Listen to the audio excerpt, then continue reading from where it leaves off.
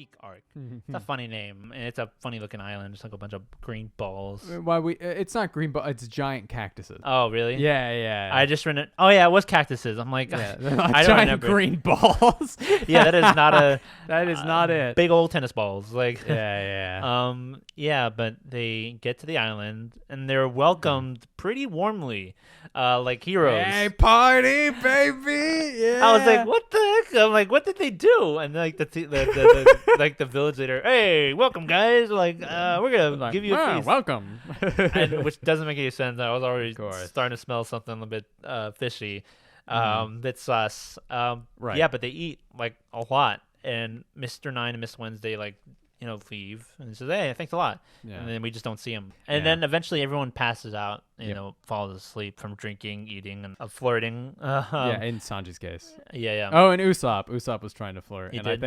I think the person ended up being a man or something. Oh, but that sounds like something that would happen to yeah, Usopp. it is revealed that the village leader are bad guys, and they're known as Baroque's Works. Yeah, That's a weird Baroque works. Yes. That's like a tongue twister. Baroque works Baroque's. Works Baroque. Baroque works. Yeah, I don't know if I would ever name my company for something that like could be, you know, somebody could just call you Broke Works, like you're broke. You broke. Yeah, exactly. Was this like a?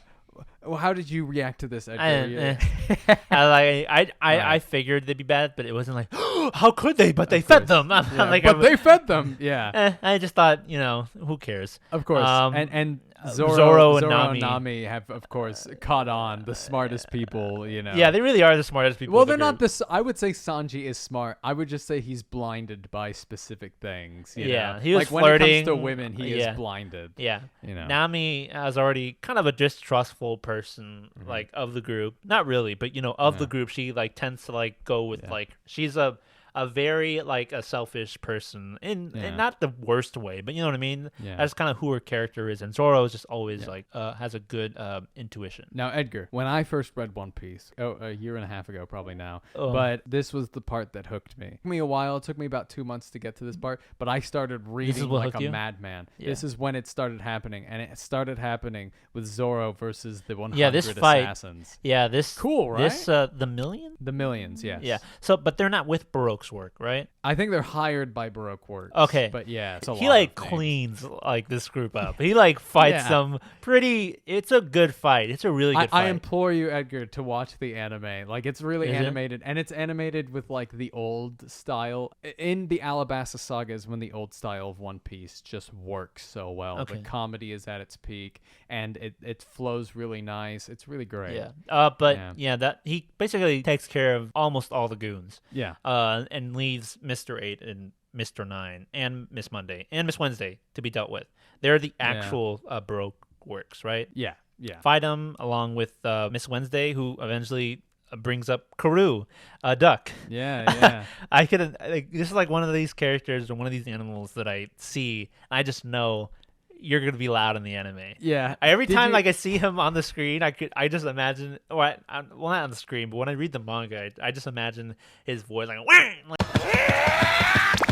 I don't know how he sounds like an anime. When you but saw this character, because obviously we're doing the whole Alabasta saga, so he knows what happens. Did you think this character was going to have Karoo? Not a big part, but do you think he was going to have he was going to be like a part of the Straw Hats like for the next 4 arcs? Not really. I mean, kinda. I just thought at first. Not spoiler. You're watching the review with us. Yeah. Miss Wednesday is Vivi. The princess.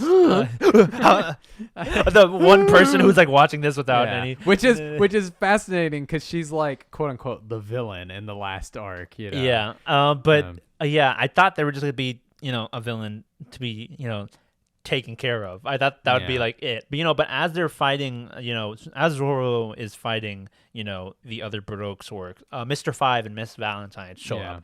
And you know they're kind of disappointed. You said Miss Wednesday is Vivi, right? Yeah. Okay, good. Sorry, I'm like there's so many Miss Mondays. I know. Miss Wednesdays, that's one thing I don't Friday, like. Sunday. That is one thing I thought it was cool the way they named it. Like the guys are numbers, the girls are days. Yeah. Or holidays.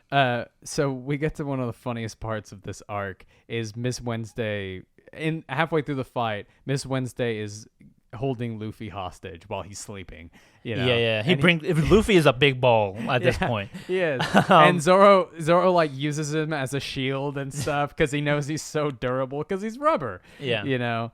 But eventually, Mr. 5 and Miss Valentine arrive with like news that Mr. Zero has discovered a spy. That is like, this is not good, and they believe that they are them, or at least Miss Wednesday is them, and then Igaram, who was the town leader, Princess Vivi reveal themselves like, we're not Miss Wednesday and Mr. 8. We are like, this is who we are. We're the spies. Like, you caught us. What happens is that Vivi asks the pirates to like help her out, if I remember correctly. Right, and this is when Nami comes back into the story. Yeah, she's like, oh yeah, hi. She's like, she is basically like, hey, what's up? I will for like a billion or a trillion, like a billion berries. A billion berries. Yeah, and then she tricks Zoro into like fighting them. Can you help me out? Like, why should I? I don't have to help them out and fight them. He's like, what? You think you can't beat them all? Like, you can't beat these two guys? And it's like, I'll show you. I'm gonna fight these guys. Yeah. And then Luffy eventually wakes up, and then he's like, what happened? He's like, the guy attacked us. And then this is like the one. I feel like every saga so far have had one clip or one moment that I knew or been spoiled on out of context. And the only thing that I knew from this entire saga was the 4Kids dub. I've been practicing this with my friends for like years. Yeah, on dude, go ahead. Can I? Yeah. Where he's like, this is Guts' voice actor, by the way. Yeah. So no wonder he can have like such a guttural scream. And this is the if you don't know the 4Kids dub, it was a dub way before Funimation was a thing. They also did the Yu-Gi-Oh dubs, the early Yu-Gi-Oh and Pokemon as well. But their One Piece dub is god awful, even though their Pokemon one was this one moment is like memed a lot. Where he's so like, great. Where he's like, Luffy, it's great to see you, buddy. And he's like, save it! And he jumps towards him, and he's like, I gotta stand away from that. He's like, Luffy! his face is like. Yes, the Funimation dub is better, but that moment is like, if I could replace that, that clears like everything else. Luffy, it's good to see you, buddy. Luffy! And it was funny. I was reading it. I'm like, wait a minute. Is that moment? I had to like go back. Yes. And they kind of, in the video, it's compressed a bit, but it's like, hey, it's that moment. It's like the Leo meme. Like, I recognize what that is. Oh, and they basically start going like, how can you fight them when they fed us? And then Zoro's like, listen, you idiot. I'm trying to handle like the actual problem here right now. And Luffy's like, I don't want to hear it. You were like, these guys treated us so well, and now you kill them. And then I love this fight. Yeah. But one thing that kind of ticked me off is the fact that Luffy like immediately jumps the gun and like assumes that Zoro kills these people for like no reason. And Luffy doesn't like question it. He just goes off this random guy's advice. I call it cap.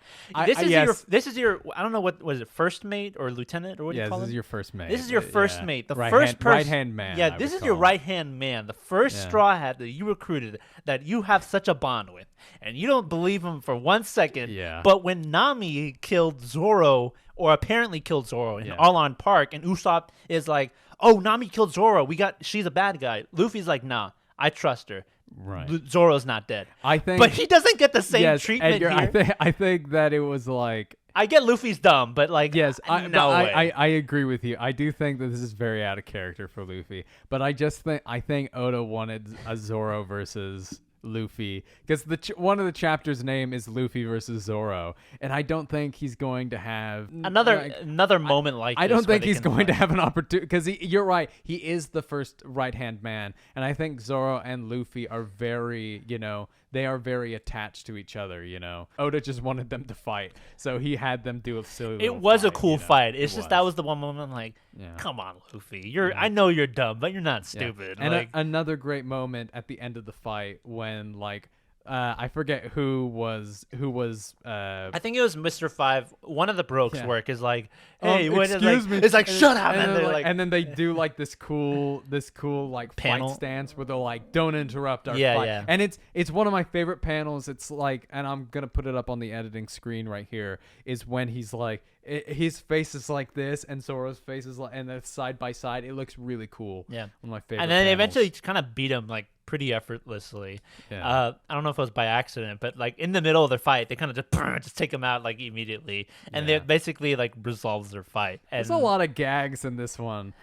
So it eventually turns out that Princess Vivi is basically going against Baroque Works, and she's she reveals like what's going on. Like she's from Alabasta, the kingdom, and there's like a civil war being made and devised, by Baroque's work. And basically she infiltrated this group because that's what they're doing. And the rebel forces is fighting the kingdom, and she believes that, there's something else going on. Yeah. She wants to save her nation, which is really cool. Yeah. And she reveals that the leader, Mr. Zero, is behind it, and she can't reveal who it is because you'll be put on their hit list, and you'll it's be put on their hit so list. High class and you don't want to know. But then she accidentally reveals his name. Then I saved the screenshot of their reaction because I thought it was so hilarious. Okay. I just thought it's so funny.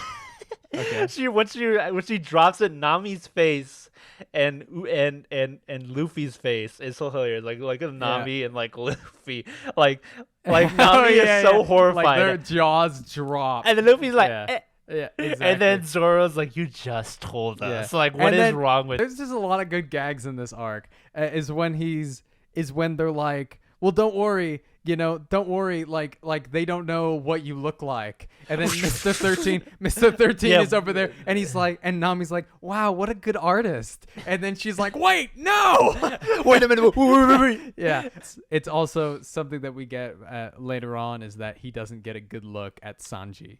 So Sanji and Usopp aren't drawn because they're passed out, which is very convenient for them later on, which I like, especially Sanji. Sanji, like, he comes into play. Sanji saves the day twice in this entire saga, and it's because he wasn't awake for this. And only until I finished the saga did I realize Sanji, other than those moments, Sanji isn't really involved in a lot of the story for all of these arcs. Yeah, really.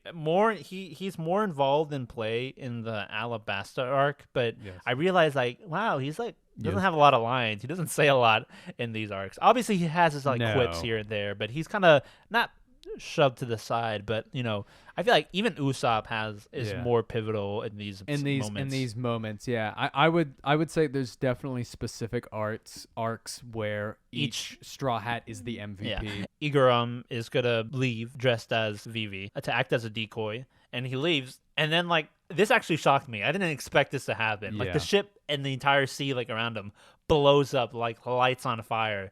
Oh, that caught me off guard. And it's revealed that Miss All Sunday shows up, who's the highest ranking female at Baroque. And what was super interesting, and what made me interested in her character, is that she revealed that she was the one that gave the information to Vivi of who Crocodile is as Mr. Zero, the leader. But she was also the one that discovered that they were spies and gave that information to Crocodile. Yeah. So it kind of what side is she on? You know what I mean? And isn't that great? Also, I think her design is really good, with the cowboy hat and she has. We talked about this in our last main review, is that the Oda females, they sometimes have difficulty differentiating each other, especially when you don't have the difference in hair color. Vivi looks a lot like Nami. Oh yeah, the hair is just a bit longer. Yes, that's it. Exactly. But Nico Robin, she's got bangs. She's got this. Oh yeah, we don't know her name until later. I mean, right. Sorry. I